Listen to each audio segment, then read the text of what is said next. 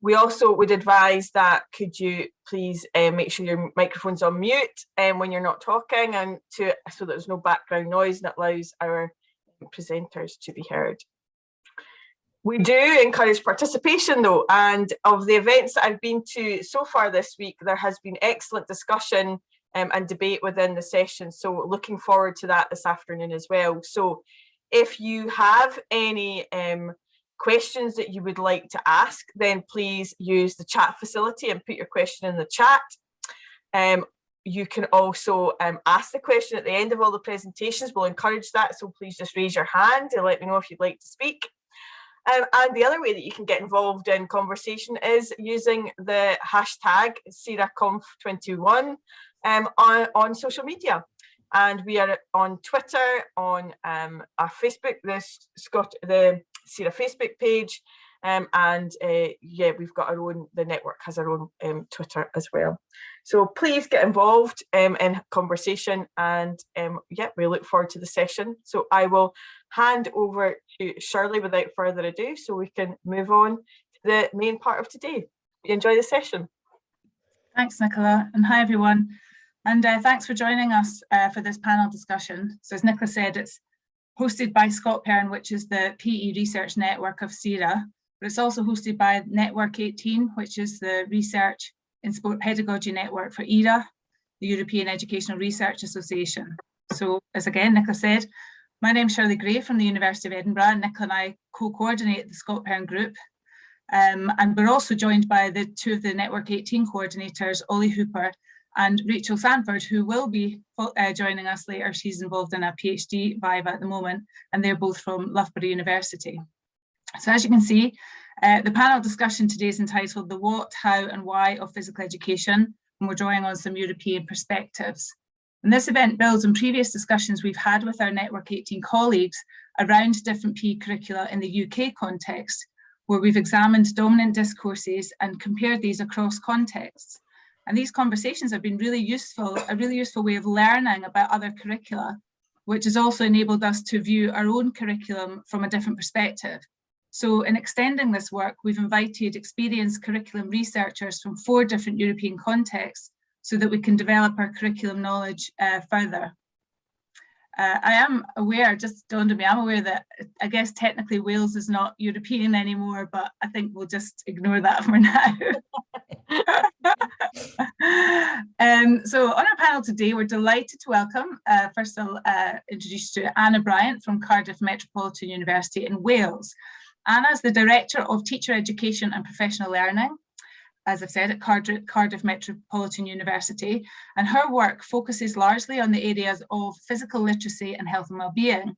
And she's been involved in providing academic consultancy to the Welsh Government on the new health and wellbeing area of learning and experience, which is one of the core areas of learning in the new curriculum for Wales. And Anna's joined today by our PhD student, Dion Rose, who is exploring the interpretation, enactment and contextualisation of the health and wellbeing area of learning and experience in the context of curriculum reform in Wales, with an emphasis on the Welsh medium context. We also have from the University of Castilla-La Mancha in Spain, Luis Miguel Garcia Lopez. Luis is a full professor at the Faculty of Education of Albacete, sorry, I should know that, where he coordinates the PE pedagogy area of the department. His main line of research is models-based practice, and now focuses on issues around social justice through PE. Representing Germany, we have Sebastian Ruins. Sebastian is a professor for movement and sport pedagogy at the Institute of Movement Science, Sport and Health at the University of Graz in Austria. But prior to this, Sebastian worked at the University of Marburg in Germany. Sebastian's research covers a broad range of areas, including education in sport and movement, diversity and inclusion in sport and PE, and conceptualizations of the body in sport and movement. And last, but by no means least, we have Dylan Scanlon from the University of Dublin, previously the University of Limerick. Dylan is a postdoctoral researcher at Dublin, and his PhD explored the enactment of curriculum policy, and his other research interests include assessment, teacher education, social justice, and sociology. So in relation to the structure of today's session, Each of our panel members will give a brief overview of their PE curriculum before Ollie offers us a summary of some of the key points that arise. We're then going to open up the discussion to you guys, to audience members, where we hope to explore these curricula in more detail, perhaps make some comparisons, and start to reflect on our own curriculum in different ways. But don't wait for the end of the presentations to ask questions. Use the chat function, put some questions up there as soon as you think of them, and we'll try and get through as many of those as possible. So without further ado, I'm going to hand over to Anna and Dion, who will take us through the Welsh curriculum. Okay. Thank you, Shirley. Afternoon to all our national and international colleagues. It's a pleasure to be here today with my colleague Dion Rose, and we're part of the FELD research group at Cardiff Met, which Dr. David Aldous heads up. We're delighted to be able to provide an overview of the Welsh curriculum and how in particular this relates to physical education. And importantly, I guess, how we can learn from each other. So in Welsh, pnawn da I chi gyd o Gymru, diolch yn fawr I chi gyd am ymuno yn ein trafodaeth ni heddiw, ar sut allan ni gyd ddysgu o'n gilydd o amgylch y curriculum yn ein gwahanol gwledydd. So to provide some context then, there are 4 countries in the UK, each have an independent curricula. Wales, as you can see on the map, is one of these and has a population of approximately 3.1 million.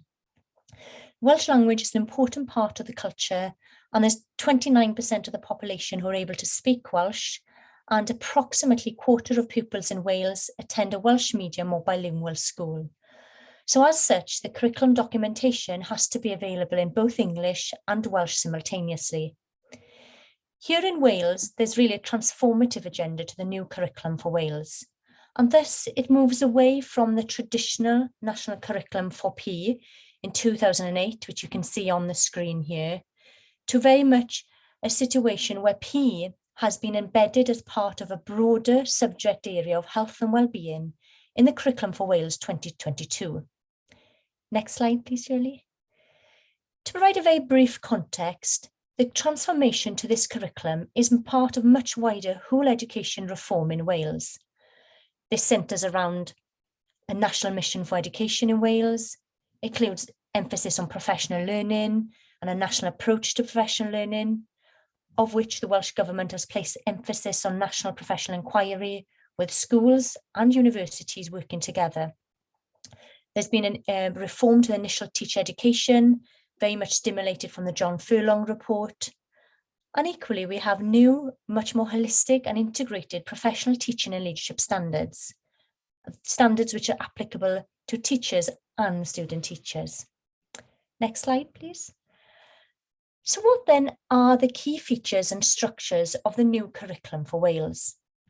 It's very much a purpose-driven curriculum which moves away from the previous outcome-led provision and the previous traditional curriculum for PE. And this new curriculum is a curriculum which is whole through from 3 to 16, and that has been co-constructed with schools. The curriculum itself is really a framework, and then schools are expected to design the curriculum and address key features and the context of their individual school. These key features include the big ideas around, firstly, 4 key purposes that focus on learners becoming ambitious, capable learners. Secondly, ethically informed citizens, enterprising creative contributors, and healthy and confident individuals. Another key feature is the principles of progression. And in particular, the curriculum recognises that progression is non-linear. Thirdly, then, there are 6 areas of learning and experience within the new curriculum: language, literacy and communication, maths and numeracy, science and technology, expressive arts, humanities, and health and well-being. And it is within this area that the content of PE, or health-based PE, is integrated. But interestingly, it's not explicitly referred to as physical education within the documentation. However, there are lots of opportunities to draw upon the good features of high quality PE. Within each area of learning and experience, we have statements of what matters. And in particular within the health and well-being area, we've got the dominant narratives include a holistic approach to embedding the social, physical, psychological, all aspects together in the development of a child or young person. There's also a strong narrative around pedagogy, and then throughout the whole curriculum, there's also a strong narrative around the health and well-being. Dion will now talk a little bit more about the statements of what matter within health and well-being, and in particular, where the particular links are with health-based physical education. Thank you, Anna. So there are 5 statements of what matters within this particular area of learning. And these essentially express what's important within the area. If we could just go back a slide, please, Shirley. Practitioners are encouraged to draw upon these 5 statements whilst planning for their curriculum offers. They've been designed to be complementary of another, and there are lots of opportunities, as Anna said, to work towards them through using physical activity. This means that many aspects of high quality PE should also be embedded, and this is a positive thing if we consider that the profession are now long familiar with what high quality PE means. So the first what matters statement is that developing physical health and well-being has lifelong benefits. And some people might automatically consider this to be the PE statement or the statement closely aligned to PE. But this is a common misconception because there are many pedagogical approaches used in PE that might also be relevant for other what matters statements. For example, if we consider teaching games for understanding, that can also strongly inform learners' decision-making, which might be applicable to the third statement. As another example then, team games might also be used when learning about the importance of healthy relationships, which is linked to the last what matters statement. Additionally to this, physical literacy should also be embedded throughout this area of learning. And one of the most important aspects to mention is that these statements shouldn't be viewed in isolation, because doing so would be quite contradictory to the holistic nature of this AOLE. And then so that practitioners are able to monitor progression within the area, there are descriptors of learning for each statement of what matters, and there are also 5 progression steps which are based on the learner's stage as opposed to their age. And what this acknowledges is that progression within this area is non-linear, and that learning can take place at different rates and at different times for different learners. Next slide, please. So my PhD study was designed as a result of the Curriculum for Wales reform, and it's funded by the Coleg Cymraeg Cenedlaethol, who are an organisation that support the Welsh medium sector within higher education. The aim of my PhD is to better understand how the health and well-being area of learning and experience has been interpreted, enacted, and also contextualised, particularly within the Welsh medium context. So as you can see, the study is comprised of 2 phases. In the first phase, I conducted online interviews with a variety of people who were involved in the development of the area.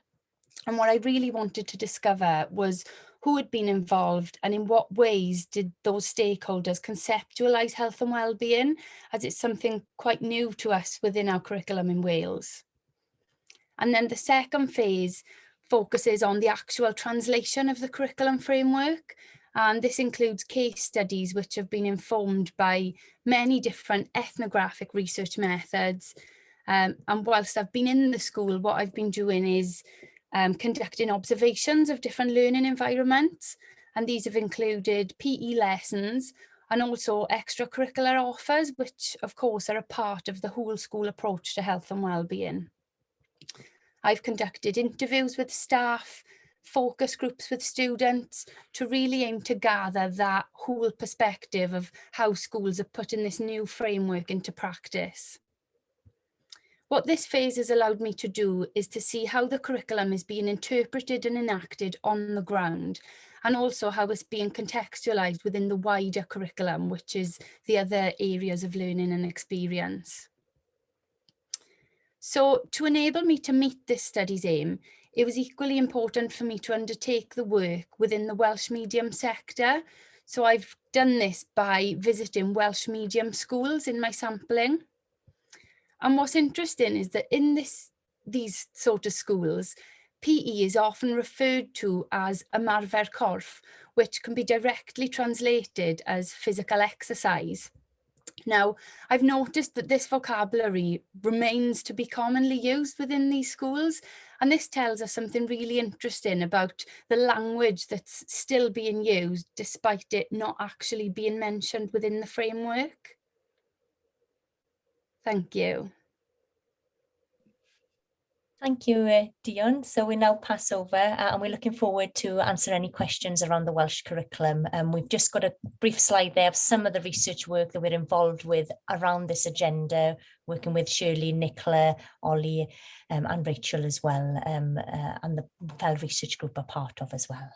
So thanks, you two. I'm just going to stop sharing just now, and we're going to hand over directly straight to Dylan, who will tell us a bit more about the Irish PE curriculum.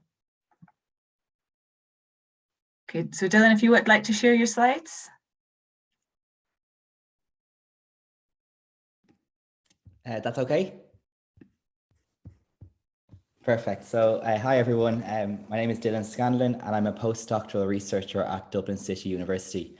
And today, as said, I'll briefly speak about the Irish physical education curriculum. So it's important to set the scene of the Irish context before we go anywhere. Ireland is a relatively small country with a small population of 5 million people. Given the relatively small population, the Irish education infrastructure and system operates centrally. There are no regional or district regulations. The National Council for Curriculum and Assessment are responsible for constructing and developing curriculum and assessment for all school subjects, working with different educational partners and advising the Minister for Education on curriculum and assessment. The Irish school system has two stages. Early childhood and primary school overlap, as early childhood covers children up to 6 years old and primary up to 12 years old. Post-primary has two cycles. Junior cycle, the first 3 years of post-primary school, where students are typically aged 12 to 15 years old, and senior cycle, the final 2 years of post-primary school, where students are typically aged 15 to 18 years old. I'll now very briefly talk you through the physical education curricula from early childhood until to the final 2 years of post-primary schooling. ASTER is the curriculum framework for children from birth to 6 years old. The framework is built on 4 themes: well-being, identity and belonging, communication, exploring and thinking. While physical education is not explicitly alluded to in this framework, physical well-being is an important and central aspect to the framework. We'll see how important this physical well-being is as we progress through the curricula. Primary physical education is a compulsory curriculum subject and is taught alongside other primary curricula by the generalist classroom teacher. Unlike curricula in some parts of the world, the primary physical education curriculum in Ireland is positioned within an educational discourse rather than a sport discourse. Primary physical education encompasses a more holistic development of the child, encouraging personal and social development, physical growth, and motor development. This curriculum is currently undergoing a reform, and well-being is centralised in this development. I've inserted some references under each of the curriculum if anyone would like to learn more about the particular curriculum. As we move to post-primary schooling, physical education is taught through a short course in the first 3 years. The intention here, according to the specification, is to foster the balanced and harmonious development and general well-being of the child through a diverse range of experiences, providing regular, challenging physical activity. I will return to the specification in detail later on. As we move on to the latter half of post-primary schooling, we have 2 options for studying physical education. This here, Leaving Certificate Physical Education, is an optional high-stakes examinable subject which can contribute to a point system for entry into further education. The aim of Leaving Certificate Physical Education is to develop the learner's capacity to become an informed, skilled, self-directed and reflective performer in physical education and physical activity in senior cycle and in their future life. The second option at senior cycle level is the physical education framework, which is non-examinable and for all students. Given the time constraints, I'll focus on these two curriculums for the remainder of the presentation. First, the short course in physical education. To remind everyone, the short course in physical education occurs in the first 3 years of post-primary schooling, when students are typically aged 12 to 15 years old. The short course is structured around 4 strands: physical activity for health and well-being, games, individual and team challenges, and dance and gymnastics. All 4 strands of the course are to be covered to provide a broad, balanced, and developmentally appropriate programme. The aim of the short course is to develop students as knowledgeable, skillful, and creative participants who are confident and competent to perform in a range of activities safely. The course aims to build on students' appreciation of the importance of health enhancing and inclusive physical activity and a commitment to it now and in the future. The purpose of the short course focuses on well-being. As it reads, the short course contributes to the important learning in the school's well-being programme within the junior cycle. As a result of their learning in physical education, students should be better able and more motivated to include regular physical activity in their lives, thereby contributing to their overall sense of well-being. PE provides learning opportunities which contribute to each of these well-being indicators. And I'll discuss this well-being curriculum now briefly. Physical education is a pillar in the well-being curriculum alongside civic, social, political, and education, and social, personal, health education. The well-being curriculum is based on 6 well-being indicators: active, responsible, connected, resilient, respected, and aware. As a colleague of mine, Claire Walsh, says, these indicators make the invisible visible in physical education, and students can develop these well-being indicators through their learning in physical education. The short course specification is a learning outcomes designed curriculum, and the well-being indicators are explicitly mapped across the learning outcomes, as you can see here on your screen, again making the implicit explicit. Moving on to senior cycle physical education. To remind everyone, the senior cycle physical education framework occurs in the final 2 years of post-primary schooling, when students are typically aged 15 to 18 years old, and this is a non-examination subject. The aim of the curriculum is to encourage learners' confident, enjoyable, and informed participation in physical activity while in senior cycle and in their future lives. Interestingly, in the document, there's a section designated to senior cycle physical education and well-being, and it emphasized the importance of the framework in the development of well-being. As it reads, where the blue arrow is, learning in senior cycle physical education is designed that students appreciate the importance of physical activity, not only for their physical well-being, but also their social and psychological well-being. The framework is designed around 6 curriculum and instructional models, which are health-related physical activity, sport education, contemporary issues in physical activity, adventure education, personal and social responsibility, and teaching games for understanding. Therefore, unlike other physical education curricula, the sports and physical activities are not the priorities here, but the pedagogy or the instruction is first and foremost, and the content is decided on between teacher and students. The framework is a learning outcomes-based curriculum, and the learning outcomes fall under each curriculum instructional model. So for example, here on your screen, with personal and social responsibility, there are 13 learning outcomes, which the teacher then teaches to.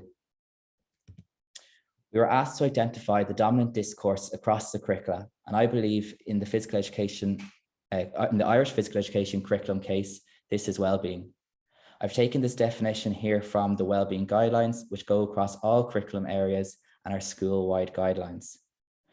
Student well-being is present when students realize their abilities, take care of their physical well-being, can cope with the normal stresses of life, and have a sense of purpose and belonging to a wider community. What is noticeable here is physical well-being, and this emphasis on physical well-being has provided physical education a renewed sense of status.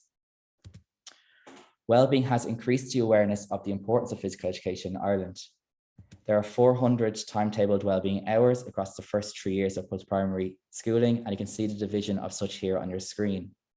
Importantly, the last bullet point, there are 125 additional wellbeing learning related hours. This development was the first time physical education was mandated in Ireland, and these additional wellbeing hours gives physical education the opportunity to advocate for more timetabled hours, which will benefit the overall subject. From the early childhood curriculum to the senior psychophysical education curriculum, from birth to the age of 18, the well-being discourse is strong. Well-being is worked on at early childhood level to early post-primary level, where the well-being indicators make the well-being explicit, and then this is then developed on as they enter the latter half of post-primary schooling. The increased focus on well-being across physical education curricula has significantly played to the advantage of physical education in Ireland. Thank you for listening, and happy to take questions at the end of the presentation as well. Thanks, Dylan. That's really interesting. And already, you know, starting to compare what you've been saying there to what Anna and Dion were saying, some really sort of key ideas coming through, and hopefully things that we can all discuss later. Sebastian, are you okay to go next? If you want to share your slides?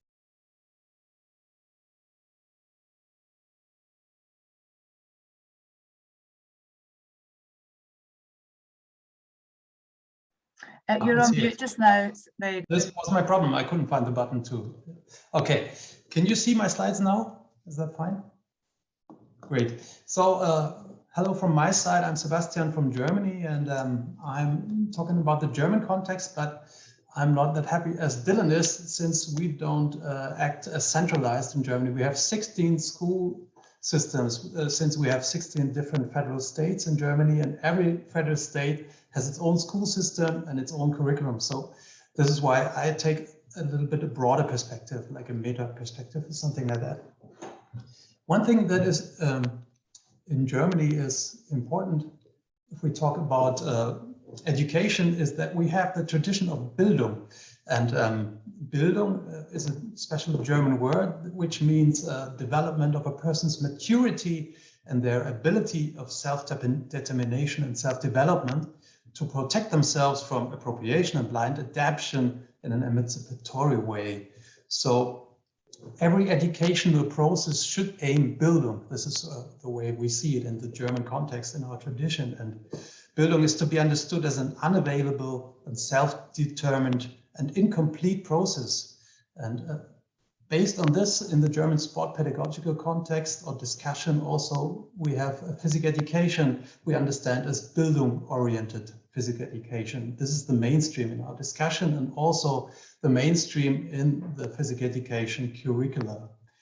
In concrete, this concept of Bildung-oriented physical education has three main characteristics.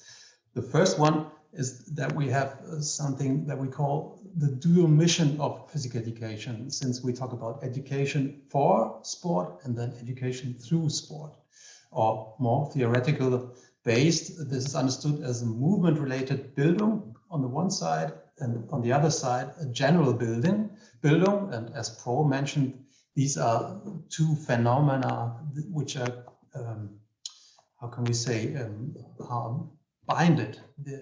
It's not possible to have one without the other. So he calls it Bildung in the horizon, movement-related Bildung in the horizon of general Bildung. The second characteristic is a multi-perspective focus on movement, on sport. And so this is to provide an emancipatory way for young people, to provide different understandings of possibilities which movement, sport, and body corporeality could be in their lives. And this multi-perspective focus mostly looks at 6 pedagogical or so-called pedagogical perspectives. These are body awareness, performance, health, body expression, cooperation and competition, and daring and taking responsibility. The third one, the third characteristic is an opening in terms of content, since we are tending away from a sport orientation, which was quite strong in the German tradition, towards an orientation towards fields of movement. So which are, we don't make like track and field, we talk about running, throwing and jumping. So it's more based on these fields of movement. But in contrast, the current curricula in the German context since 2000, since the year 2000, the millennium, have been competency-based, and they mainly consist of standardized learning outcomes. This is less a consequence of sport pedagogical considerations than an expression of an educational policy diction. It's a reaction to the PISA shock in Germany in 2001. In Germany, we saw we're not that good as we thought always that we were. So this is called the PISA shock in our country. And out of this shock, there was some reaction in the educational policy. And so every curriculum should be standardized and based on competencies or formulate competencies, and these are standardized learning outcomes. And if we look at the German curricula, at least here at the 12 curricula which were competency oriented in the year 2016, we made an analysis. We see that the learning outcomes, they are the big part of the curricula. These are the black ones, which you can see here. And you see they take the main part of the curricula, and educational goals are not that important. And the other part is mainly about different things like performance recording or things like that. And it's not giving any idea of how physical education lessons should be done, should be held. So there's no orientation towards and how. It's more that the learning outcomes are formalized, and then the teachers in the schools or the schools, they have to work out themselves the way they adapt them to their context.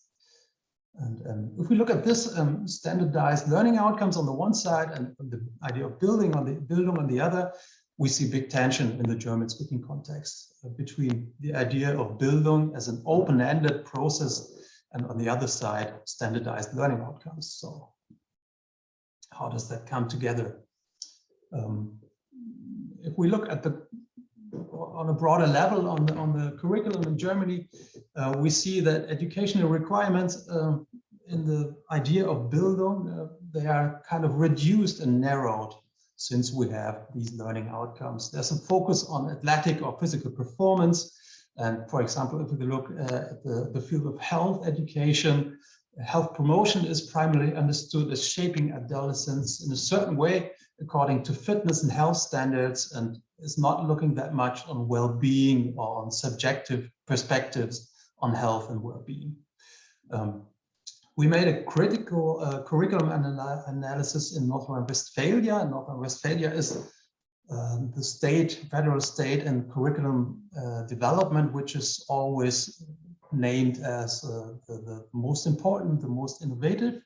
And so we made an critical analysis of this curriculum and asked what is the desirable citizen in there? So how should a subject be? And the main narrative in our eyes was the subject should take care of his own health and performance in the sense of maybe neoliberal interests. And on the other side, also, it should socially be responsible and sensitive. For instance, it should deal sensitive with heterogeneity of performance, that some students are better, some students are not that good. And but in the end, athletic performance or physical performance outweighs the soft skills. This is our impression in the critical analysis. And in the end, we can say standardized learning outcomes win against Bildung, if you want it like that, to put it in a nutshell. So thanks for your attention so far. Thanks, Sebastian. Again, some different ideas coming through there, and I can see some links to the Scottish curriculum here, certainly, and some links across to some of the things that Dylan was saying as well. So hopefully we're starting to think of some questions that we can pose at the end to get some discussion going around this. Luis, are you good to go? Do you want to share your screen? Sure. Thanks. Is that okay now? That's it, thanks. Okay. Well, first, I would like to thank sincerely Nicola, Rachel, and Ollie for inviting me to participate in this curriculum discussion, presenting the Spanish perspective of the PE curriculum. I will try to be effective and fit my presentation to the 10 minutes I have. First of all, it is difficult to describe the Spanish curriculum due to two questions. Similar to what Sebastian has just told us, we have, in Spain, we have 18 autonomous communities. So every autonomous community has its own curriculum, which has been defined from the national curriculum. On the other hand, teachers have been exposed to a continuous change in the national curriculum, including the new one that will be shortly published, probably next month. All curriculum of all stages and subjects, included PE, have changed 4 times in the last 18 years. As I do not have access to the new PE curriculum that I have just said we will have in a couple of months, my presentation will focus on the last one, which was published in 2014. Other relevant information to describe the Spanish PE curriculum context is that PE is mandatory in primary and secondary school, not in kindergarten, and that PE is taught by PE specialists, both in primary and secondary school. PE specialists for primary school are trained in faculties of education. They have a short training of only 30 to 42 credits, and PE specialists for secondary school have a BSc in sports science and an MSc in physical education.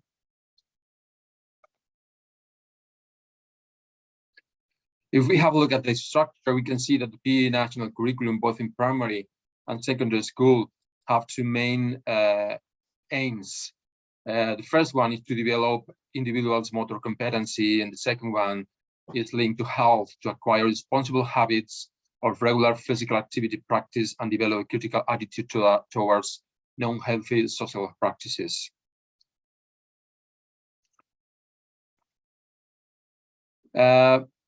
The PE national curriculum has been organized in 6 strands, depending on the motor action. So we have individual motor actions in a stable context, collective actions, outdoor context, or expressive. But as the autonomous community have the capacity to change, to modify the curriculum, finally, none of them, or nearly very few of them, only 2 of them, have choose this way of classifying or categorizing the curriculum. So what we can find in the real school is we have games, health-related exercise, body language, outdoor sports, both in primary and secondary school. And in primary, we have fundamental motor skills.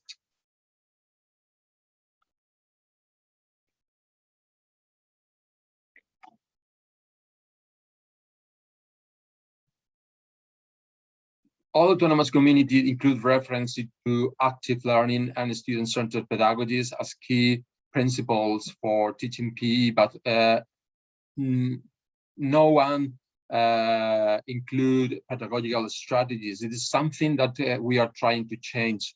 Only one of the autonomous communities, Castilla-La Mancha, refers to some pedagogical models like active cooperative learning, sport education, and the teaching and personal and social responsibility model. But the rest of them don't introduce any kind of pedagogical strategies in this in their PE curriculum. Another interesting thing, agreeing with what Sebastian just told, is that we have a very standardized curriculum as well. We have 13 evaluation criteria in primary school PE and 12 evaluation criteria in secondary school PE, and which should be unpacked in different learning standards.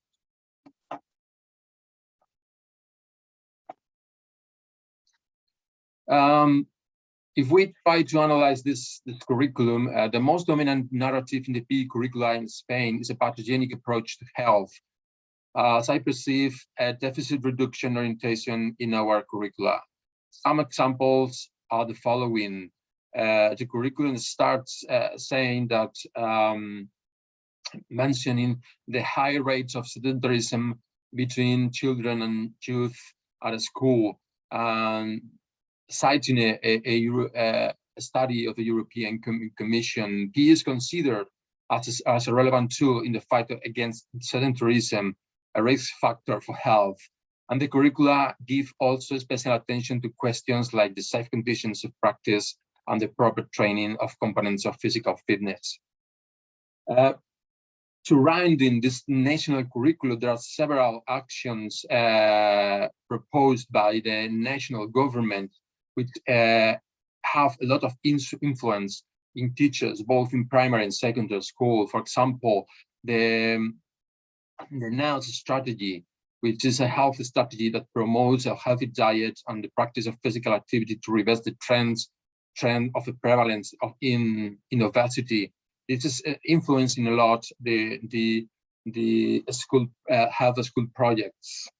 And the Aladdin study is another example of a cross-sectional descriptive study, which is following the obesity between children and youth at the schools, mainly in primary school.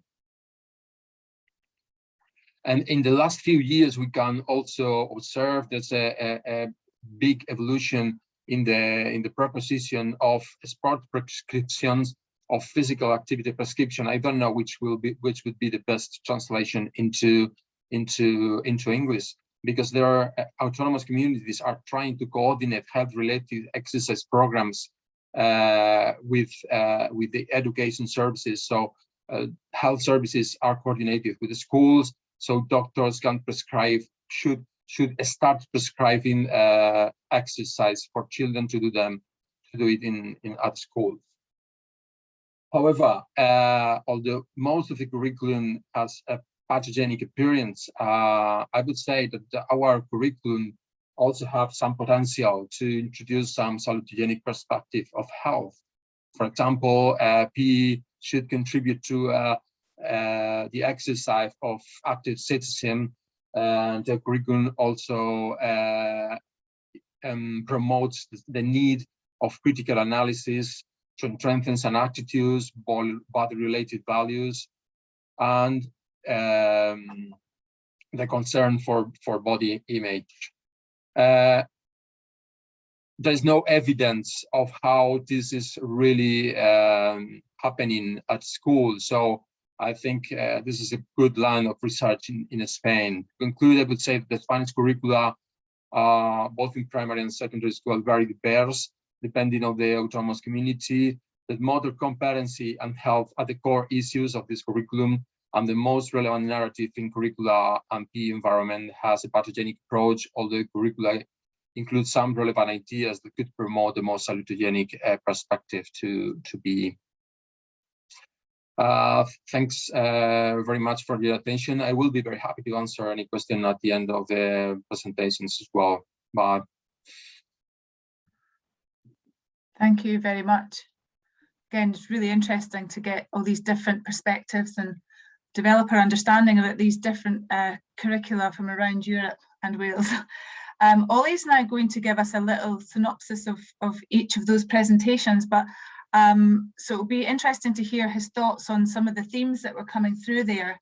And while he's doing that, I just really do encourage you to use the chat function just to ask some questions that might explore some of these curriculum in a bit more depth, make some comparisons, even tell us a bit about your own context and your own curriculum. I think that will be really interesting and really useful. So Ollie, I'm just going to hand over to you just now. Is that okay? Sure, Shirley, yeah.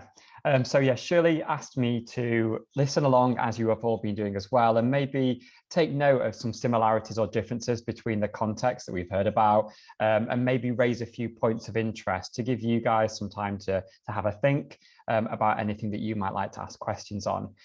So these are just some of my observations. I'm hoping you've got some similar ones and maybe some different ones as well. So I guess something that stands out as a real consistent theme across all curricula, albeit in different ways, is that notion of well-being, and well-being being a core focus of those curricula. But if we look to, say, the curricula of Wales or Ireland, it's perhaps presented in a more holistic way, whereas within maybe those German or Spanish contexts, perhaps a little bit more focus on that physical dimension of health. But that's not to say that there aren't those opportunities there for that, as Louise rightly raised at the end there.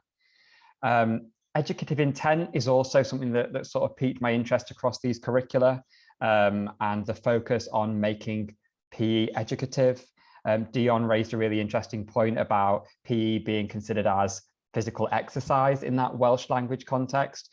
So to what extent there do we lose that focus on the education of physical education? Thinking about that though, when we do think about educative intent, how that's perhaps expressed across curricula is an interesting one to pick up on. I think Anna described the Welsh curriculum as being a framework that's given to the teachers to work with to create a curriculum in their context that's relevant for those young people. Whereas if we look to perhaps the Spanish or the German contexts, where there are those more standardized learning outcomes or those evaluation criteria, we maybe have to ask the question to what extent that might limit or constrain the extent to which teachers can perhaps make that curriculum relevant for those young people. Does that limit what they can do? If we look to the English context, drawing on my own experience, we have a very brief curriculum. It's all of 2 pages long. And within that, actually, there's perhaps too little guidance for teachers.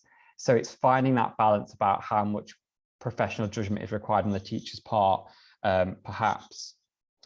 Another thought that came to me as we were hearing about these presentations is the focus on pedagogy within the curricula and the guidance or lack of that is provided to teachers within this.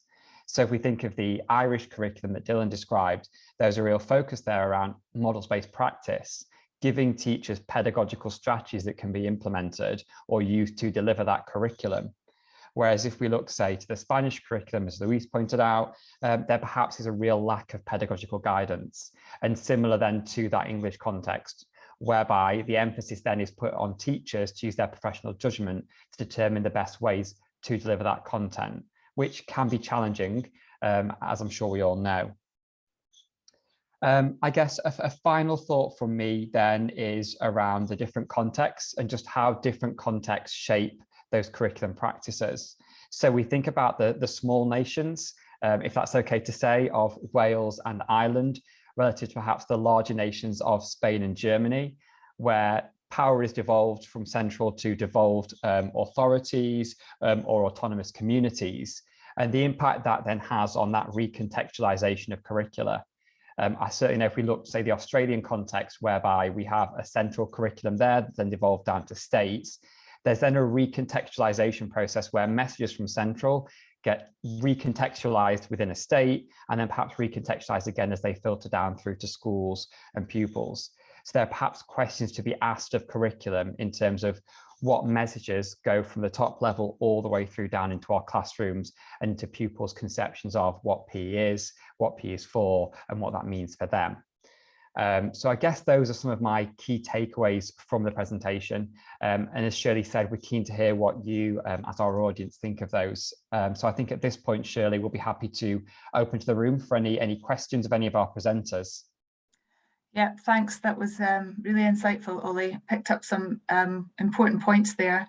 Really interesting points. We don't have any questions at the moment, but also those who were presenting, if you've got any questions for other panel members, then I think that might be quite nice as well. But we'll just pause for a minute to see if we have any questions.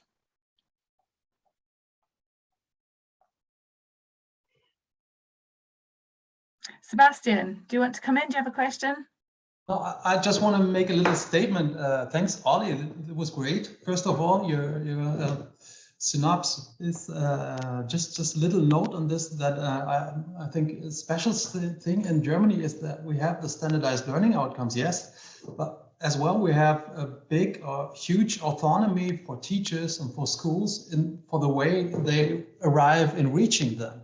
So this is a little bit paradox system that we say you have to, at the end, you have to be there, but I don't tell you how you have to get there. So there's a lot of freedom there's more freedom than there was in any times before in the curriculum development in Germany. But still, we say what in the end should be. So it's a little bit strange, just to give it as a comment on this. If I could just ask there, Dylan, how does that compare to things in Ireland? Because you talked about the fact the curriculum is based around various models, and there seemed to be quite a lot of guidance in terms of how teachers should teach. Does that work in a sense? Do you go into schools in Ireland and do you see them using TPSR and sport education and these more learner-centred approaches? Thanks, Shirley. So that one is for the senior psychophysical education, which is in the last 2 years of post-primary schooling, where the curriculum is built in those 6 curriculum instructional models. In terms of take-up, it's a relatively new curriculum. So in terms of take-up, it hasn't been rolled out. And those 2 years is placed in a very high stakes context, leaving certificate examination. So I think it's getting their professional development is happening, and with the studies that Antonio Calderon and Deborah Tannehill have done around this, they're working within community of learners with teachers enacting this curriculum, and that seems to be working as well. There's also technology being brought into the curriculum as well. So I think it's slowly getting out there. Like any curriculum takes time to get into different schools, but I think it definitely helps. I think it's a really nice way to set up a curriculum. To start with the curriculum instructional models and not start with the content. Yeah, it's certainly different from some of the other curricula that I've looked at and read. And I don't know if Anna or Dion want to come in here, because Dylan talked about the fact it's a relatively new curriculum, and Luis talked about the fact that a new curriculum is coming in Spain, and obviously you're going through that at the moment. What support is there for teachers to work with curriculum then taking place at the moment?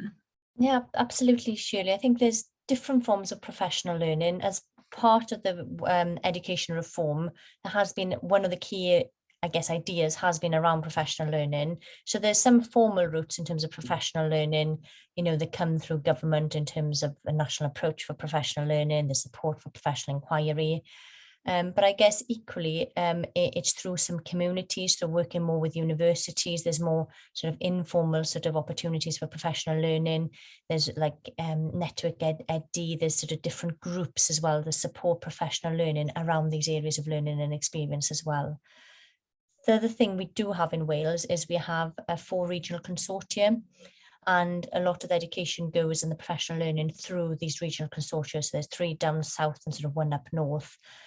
So they're responsible for supporting schools with professional learning as well. But I think there is a big job to do. It's a massive change for us in Wales. It's a big transformation, and it's small steps as well. And I think at the moment schools are at varying places. Some people have really pushed ahead and are doing a lot, and are doing some brilliant things. Equally, some are just taking their time, or are not as as far down the line as well. I'm not sure whether Dion, have you got anything to add there, or? Yeah, I completely agree with what Anna said. I mean, you've worked a lot more within the National Professional Inquiry Project, etc., with teachers out in the field. But speaking from experience of the school I'm currently in, conducting field work, there's a lot of collaboration with local schools. Some being formal, some being more informal, as Anna alluded to, through Twitter and things like that. And I think more teachers are jumping on board with those sort of opportunities to develop professionally.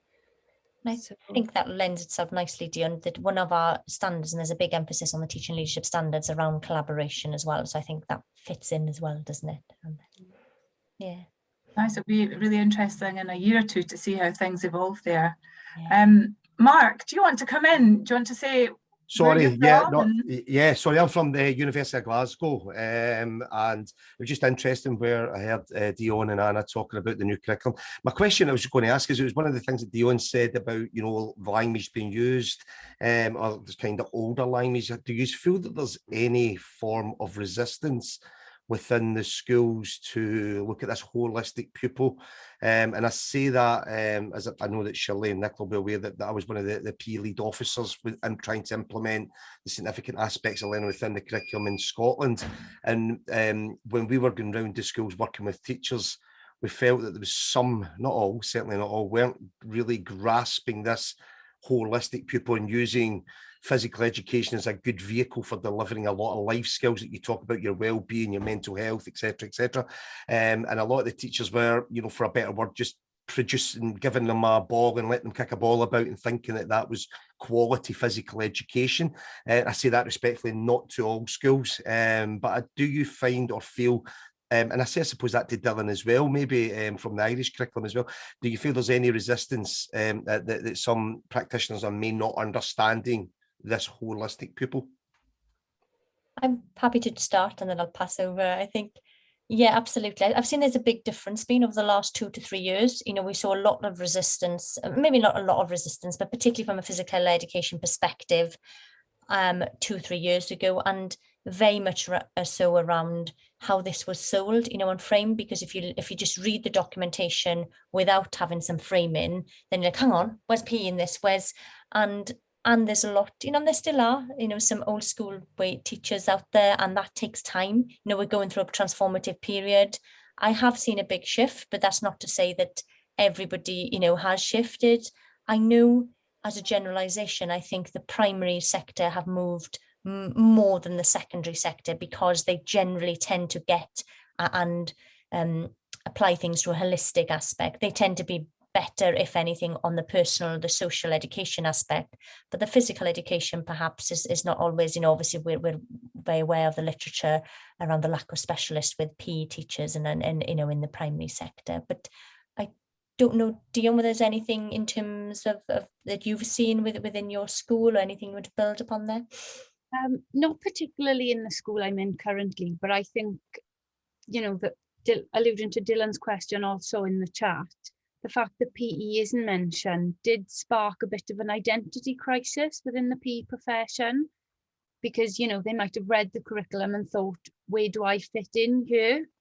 I think now things have moved on. Lots of schools have created new faculties of health and well-being where PE is an element within those. So I think, you know, this all takes time, but yeah, I think things are moving nicely, and the appreciation, as Anna said, especially within primary schools, which is where I'm based currently, is definitely there, that the physical element should never be forgotten whilst teaching this broad curriculum. Dylan, did you want to come in and say something about the Irish context there? Yeah, thanks, Mark. I think there wasn't, to the well-being, there wasn't much, I wouldn't call it resistance, but maybe an uncertainty of how to do it. I remember when it first came out, there was a lot of comments like we're not psychologists, how are we meant to do this with the new well-being indicators? But as Dion just said there, it takes time. Like, we expect a new curriculum to come in the next year, it's going to be changed. Everything with change, as we all know, happens over years. And now what I'm seeing is really good practice around the well-being indicators, using them in different ways in teacher education and in schools. And the more we start to share our examples of how we do this between each other, between teachers, between teacher educators, then we can start to learn of how to teach well-being in different ways and assess well-being in different ways. But it does take time. But I'm definitely seeing now that more speak to teachers and teacher educators around this, that there's very innovative practice coming in around the well-being, and particularly because it's not just physical education. It's focused on 3 subjects, but it's also a school-wide initiative. So it's going to help once your whole school is embracing that well-being discourse.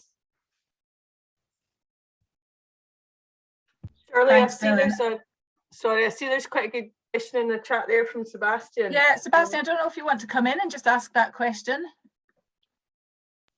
Yeah, of course. Thanks. I was wondering, to what content is the academic pedagogy or sport pedagogy involved in the curriculum development in your countries? Because in Germany we had some kind of tradition, at least in North Rhine-Westphalia, that there was always a huge academic discussion about curriculum development and critical analysis on curriculum, and then development was made in strong connection to academic sport pedagogy. And we completely lost this in the last years, and the new curricula were made somewhere by somehow, and at least even in the documents you cannot read who made it.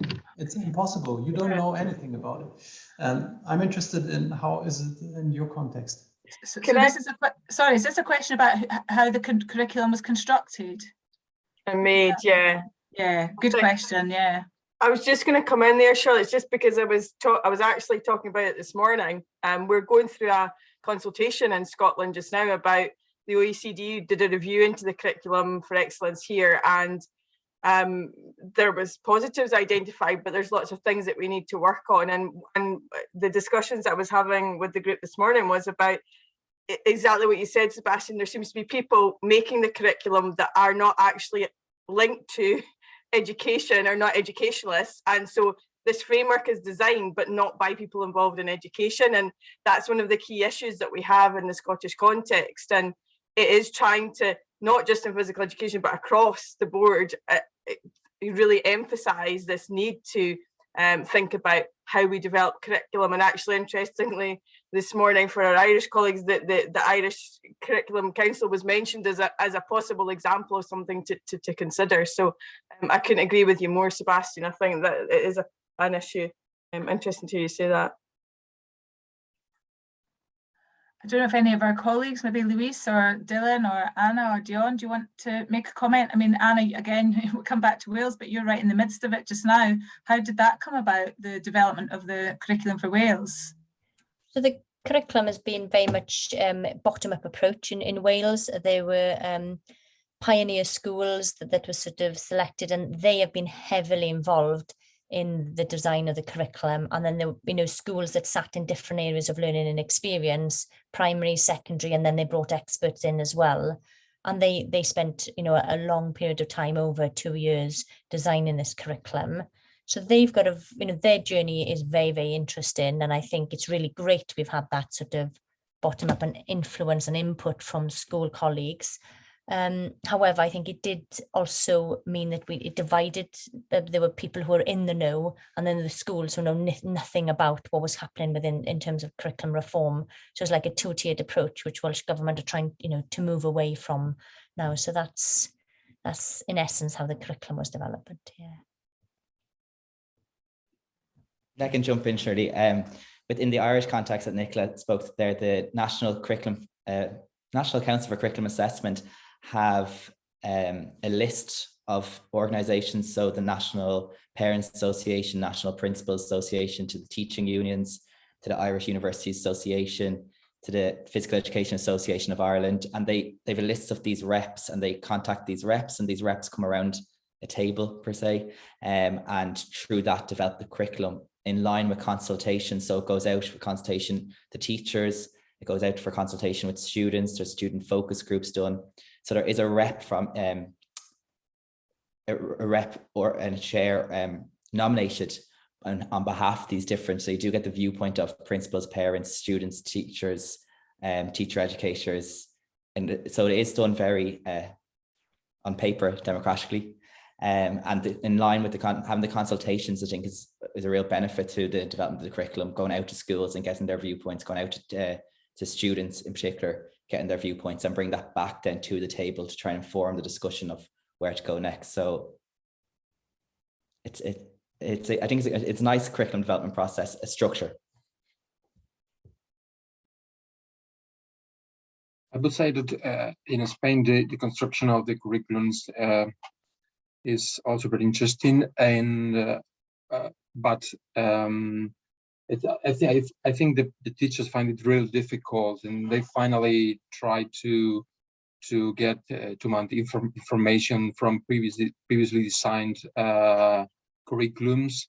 So I'm not sure if it has been effective in Spain. In my autonomous community in Castilla-La Mancha, it's been a very interesting process, because there's a strong promotion of health promoting schools. And what I observe in teachers is that those teachers who have volunteered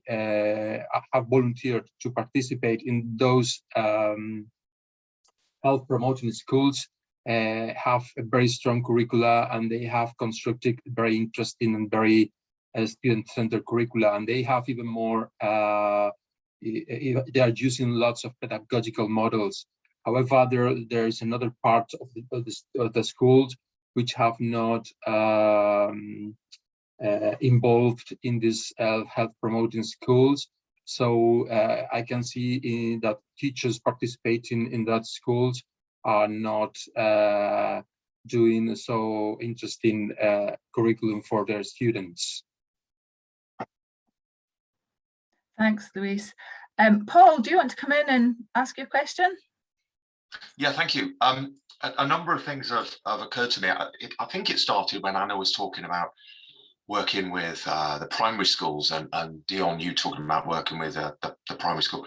And it struck me that we have a bit of a preoccupation with curriculum always. And I mean, as Nicola will know, my work is predominantly in kind of the ideas of pedagogy and its influences on curriculum and things. So and it strikes me that the Welsh curriculum Gymraeg is kind of, in a sense, seems to be asking the question, who do we want to teach and why?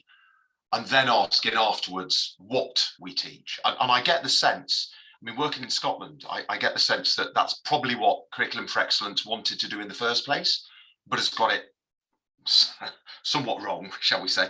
And certainly that's not the case in England. I mean, England is just intent with kind of, this is what we teach, and we don't, the why is to do with kind of notions of history and Britishness and all that sort of nonsense. So I wonder, am I interpreting that correctly, Anna and Dion, in respect to the Welsh curriculum or not? Absolutely, I think so. I think there's been a very much emphasis on the why, and I know that in designing their curriculum that many schools have placed a lot and spend a long time on that why and what's right for them in their school context and their values and their vision and the how. You know, and then they work out their curriculum from there. You know, they've got this framework to work with, but then they design their curriculum. So yeah, I think your interpretation is correct there. Yeah. I mean, it just strikes me that is what primary teachers do. I mean, I spent my teaching career in a middle school teaching upper primary and lower secondary, and I was a PE teacher I taught other subjects as well. And it strikes me that's the kind of the whole reason for being a primary teacher is who am I teaching and why. And then the tensions I think that we get in secondary education is that we then start to immediately say, well, I'm going to teach you to become a physics teacher or a PE teacher or a maths teacher. And you get that kind of skewing then towards, well, this is what I'm teaching. And then all the other questions come after that rather than asking those questions at the beginning. So for me, it's a real problem that we start with subject and then we trickle into curriculum and then we trickle into things like pedagogy, didactics and all that sort of stuff. But what we don't do is ask those fundamental questions in the first place.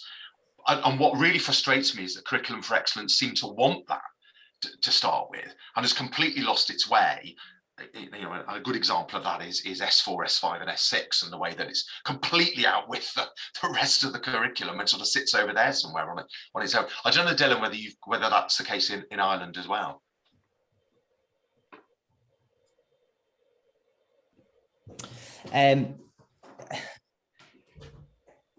I think I would say it's similar. I think there's a focus as well now, given the curriculum is relatively new, but it's a focus on the how, and that's what we brought up with the curriculum models of the senior cycle, and say which the same with the junior cycle. There's a focus on the how do we do this, so there's a lot of professional development being around that, which I think is the benefit of designing a curriculum, for example, the senior cycle around the curriculum instructional models, which allowed then for an increase in professional development for teachers on how to do this.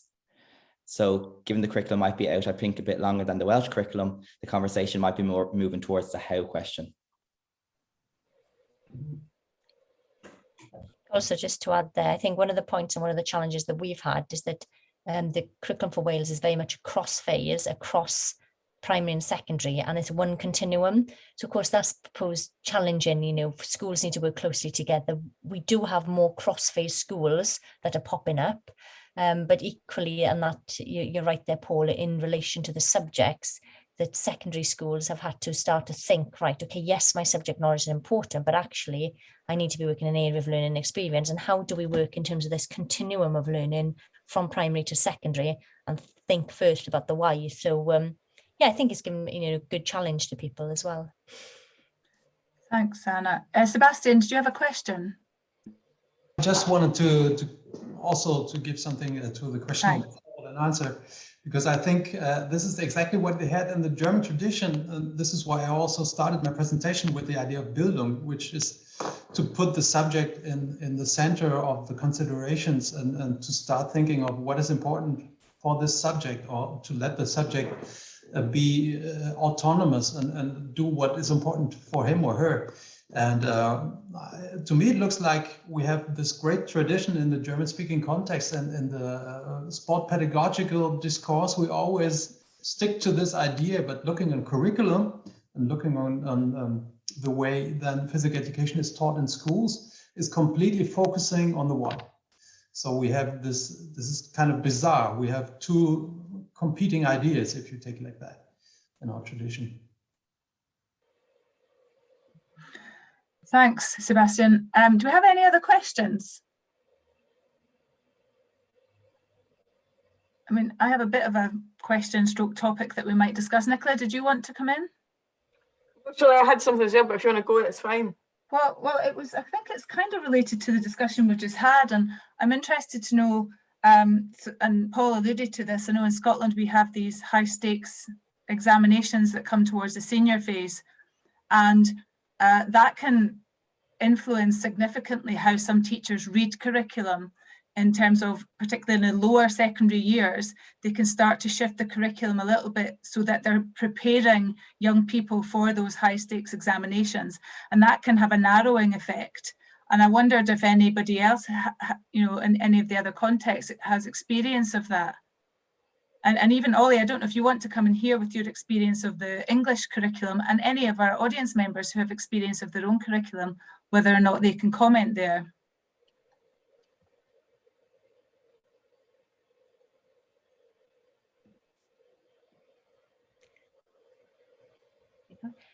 It's very pertinent that we've got a debate currently in Wales going around assessment. It's like the elephant in the room, because there's been an announcement from what perhaps might happen with those GCSEs or those examination subjects, and they're looking to design what they might look like. And of course, everybody has been waiting to see what those examinations might look like before, in some cases in the secondary, they move too much around, down the curriculum, and it's an area of tension, to be honest, surely, yeah. Certainly within the English context, when it comes to assessment, it is something that has been problematic over the years. So the most recent iteration of our curriculum has been really stripped back, as I alluded to earlier. So it's all of 2 pages long. It gives key ideas of what should be covered within PE, but nothing there around the pedagogy or assessment. So what we find with that move to that new curriculum, there was indication that we go to assessing without levels. So we don't grade students necessarily, but obviously teachers within their practice were very much accustomed to assessing pupils and giving them grades or levels. So what we found, I think, in the absence of that professional learning that might be being provided in that Welsh context, is that teachers have sort of stuck to what they know, and they've just brought with them levels and grading criteria from previous iterations of the curriculum. Or what they do is take the examination PE curricula and water it down. So what we find is, if you talk to teachers about practice in schools with pupils who are 11 or 12 years old, so in the very first year of secondary in the English curriculum, teachers talk about covering content from the examination subject that's for 15 and 16-year-olds, because it's seen to be something that teachers can latch onto effectively to sort of guide that assessment process. So yeah, it's problematic in its absence for us in the English curriculum, in the sense that we almost need that guidance, because without it, teachers kind of have to make something, and that involves either hanging on to old practices or watering down examination curricula that probably aren't ideal for pupils at a different stage of their learning. Yeah, thanks, Aldi. We have a similar issue in Scotland, in that the high stakes examinations are very performance driven. So it's about developing performance towards an elite level and understanding the science behind that performance. And that is a really narrow view of physical education. And it's one that doesn't align that well with our broad general education, so the earlier years, which is much broader and more holistic and talks about health and well-being, social, emotional, mental, physical. But yeah, that can be skewed somewhat when teachers begin to prepare young people for examinations perhaps too early. Nicola, do you want to come in? I was just going to say, Shirley, I couldn't agree more, but what is actually really interesting, because working with our year 4 students on our PE programme, the big part of that is them developing their vision for physical education. It's interesting year on year, in particular this year, that we're hearing more critique by the students of the high stakes examination system, and they're seeing it for what it is, and they're seeing the problems with it, and they're realizing that a big part of their role is broad general education, because physical education is core and everybody has to take physical education up till 6th year. So they're now more, you can see them still interested in examinations, but they're thinking, how do I get young people involved in physical education? What do I do? How do I do it? Why do I do it? And they're actually becoming more aware of that, which is positive, particularly when our system is not picking up the messages. I mean, just looking at the response of the Scottish Government to the OECD review, I was just reading it today, and they actually want to go back and look at a way that they can measure and assess the capacities, which I just don't understand their thinking, and it really is not getting they're not getting the message about the high stakes assessment and how damaging that is to the system.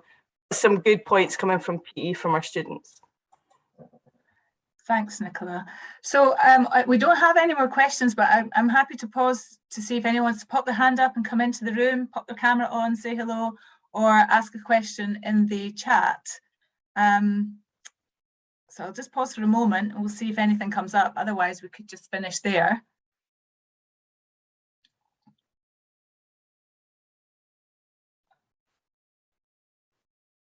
Okay, so nothing coming up. So I will just take this opportunity to thank all of our speakers today. I've learned loads about different curricula, and it just gets me to think about my own curriculum slightly differently. Just to get a bit closer to it, to know it a bit better, and to actually think about it in a more critical way. And I really hope that that's happened for the audience members here today as well. Thanks for Nicola for this opportunity to present at the SERA conference, and good luck with the rest of the conference, Nicola. And thanks to everybody for attending today. And again, thanks to Ollie and Rachel for coordinating this with us. Have a lovely evening, everyone.